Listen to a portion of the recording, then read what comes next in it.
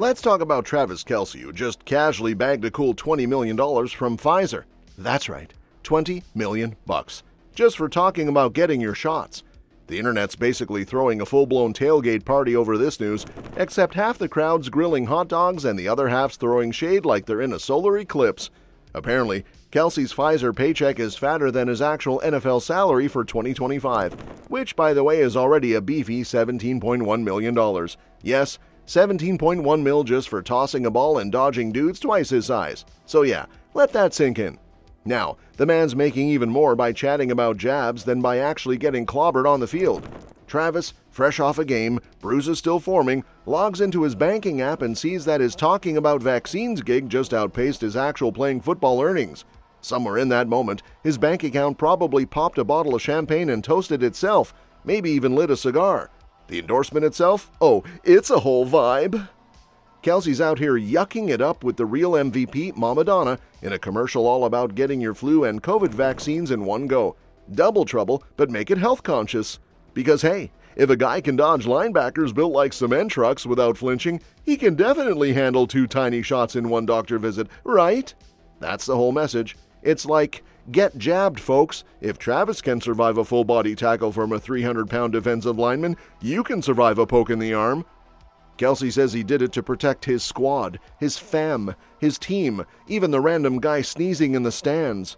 Admirable, right? Well, not everyone's clapping. Some fans are giving him serious side-eye, questioning why Pfizer needs to hand out monopoly money to a football star. Others are hollering about Big Pharma pulling puppet strings, acting like Kelce's now part of some secret vaccine Illuminati. Still, there's a chunk of folks who are like, yo, if Pfizer offered me 20 mil, I'd wear a hazmat suit and do backflips through a vaccination center. Honestly, same. And then there's Aaron Rodgers, who popped in just to stir the pot with a spicy nickname, Mr. Pfizer. On national TV, no less. Kelce didn't miss a beat, flipping it into a punchline, rocking that mustache like a villain in a pharmaceutical soap opera. He even made it a turf war, Pfizer versus Johnson & Johnson, since Woody Johnson, aka Jets owner, is literally J&J royalty. You can't make this stuff up. And just when you think the Kelce drama is about to cool off, boom! He's spotted popping up in Brittany Mahomes' Instagram stories like it's no big deal. Yep, while the Chiefs are knee-deep in mandatory minicamp, Kelce and Mahomes sneak off for a night of music, lights, and probably a lot of yelling, "I love this song," in each other's ears. So picture this. Everyone's sweating it out on the practice field all day, and by nightfall, the boys decide to loosen their hamstrings at a concert. Brittany's got the IG content flowing. First, a cute little couple video with Patrick doing the supportive husband thing. Then bam! Next slide, it's Brittany cheesin' with her girls and, surprise guest, Travis Kelce right in the middle, giving serious cool uncle crashing the bachelorette party energy.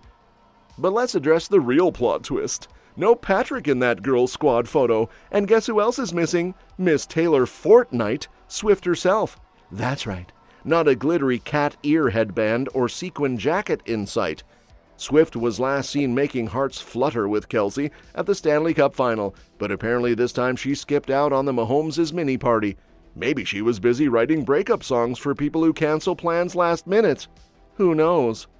Meanwhile, Brittany and Patrick are doing that seasoned parent thing, juggling 3 kids under the age of what's that in your mouth, while still managing to dress cute and make date night happen.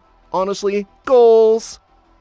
They've got that whole teamwork makes the dream work vibe, except instead of carpooling to PTA meetings, it's, hey babe, let's hit up this concert real quick, before OTAs tomorrow. And speaking of people absolutely thriving while the world watches, can we talk about Jennifer Garner pulling the ultimate Hollywood power move? Like, step aside superhero roles, because this woman's about to become a real-life billionaire, and she's doing it with baby food. That's right. While some celebs launch tequila brands or wear too much leather in space movies, Garner's pureeing apples and cashing checks. Apparently, her organic baby food brand Once Upon a Farm is going public. Yes, IPO public. Billion-dollar valuation kind of public. And while she didn't start the company, she hopped on board back in 2017 and basically turned it into the Whole Foods version of baby snacks. One insider spilled that the company filed confidentially in New York, and let's be real, when you're rich enough to keep things confidential in NYC, you're definitely not clipping coupons. And Garner, she's not just the celeb face slapping on a smile in commercials, she's all in.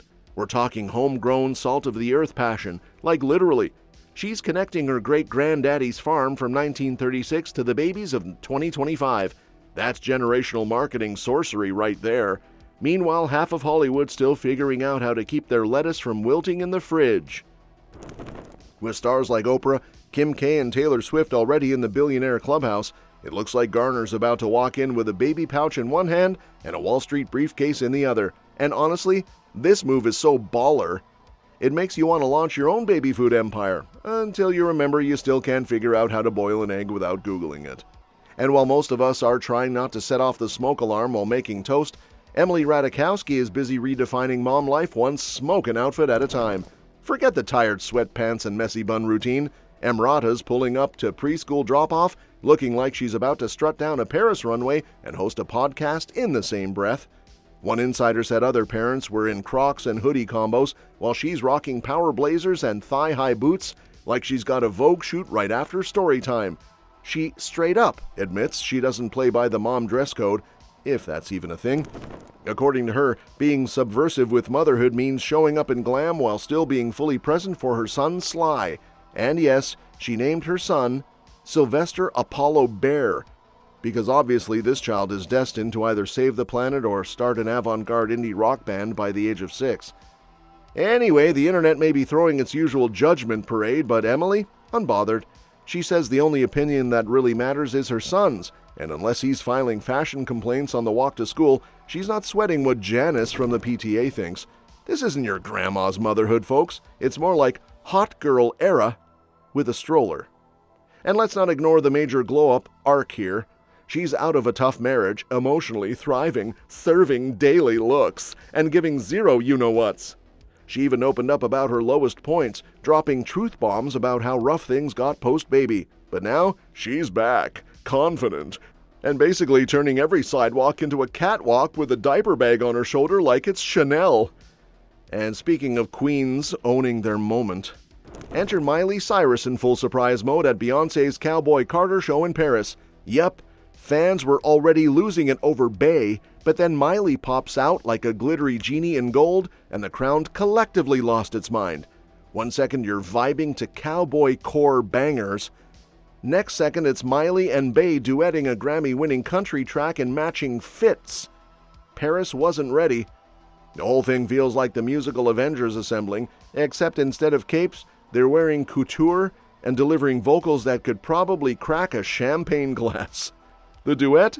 Their hit Two Most Wanted, and yeah, the crowd screamed like they just found out croissants have 0 calories. The energy was so wild, people were probably texting their therapists mid-show just to say, "I think I've found inner peace." But here's the real tea. Miley's been super low-key about performing lately because of a massive vocal cord polyp. She basically described it as singing with an invisible kettlebell tied to her throat. Yet here she is showing up, shutting it down, and proving she doesn't need a world tour to remind people who runs this glitter-soaked rodeo. And while she's dazzling Paris, she's also peeling back the layers in interviews. Miley spilled everything from her dark decade with the fam to the emotional hoarding that built up over the years. Apparently, her family reunion looked less like a Hallmark movie and more like a dramatic group text with everyone on read. No therapy, no life coach, just vibes, tears, and a few white flags. She basically Marie Kondo'd her emotional closet and decided she was done letting old drama take up mental storage. Now she's making up with family, reclaiming peace, and casually stealing the spotlight in Paris with Beyoncé. Miley's not just back, she's in full Phoenix Rising mode, hoarse vocals and all, leaving sparkly boot prints across the globe like it's her own personal glitter trail. That's all for this video, folks. We'll see you next time.